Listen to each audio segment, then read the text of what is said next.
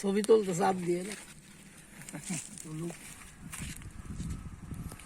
এখানে মাঠ থেকে আসা টমেটো, ঘেরের পাড়ে যে টমেটো গুলো হয় সেগুলো লোকেরা নিয়ে আসে, সেইগুলো এই মাপার যন্ত্র থেকে মেপে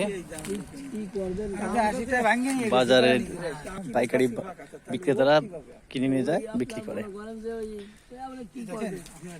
বাজার বরাবর বেচা কিনা কাঁচামাল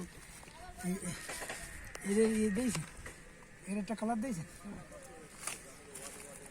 একটা কালার হবে এই কালারটা হবে না, সবগুলো পাকা হয়ে যাবে, পেকে যাবে, লাল হয়ে যাবে, এই কালারটা হবে না, না এ পাকবে না, বুঝছেন? এটা হলো পাকা বাইছে কাঁচা টমেটো, তাই তো? কাঁচা ফাটাতে হবে।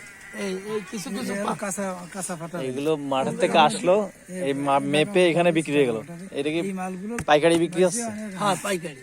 এই মালগুলোকে আপনার পাইকারি 80 করে কিনতেছে, আপনি কি বুঝতেছেন? তাও কাঁচা এই তো এই মাঠে এই মাঠে এত সময় 2 ভ্যান হয়ে যায় আলহামদুলিল্লাহ কাকা।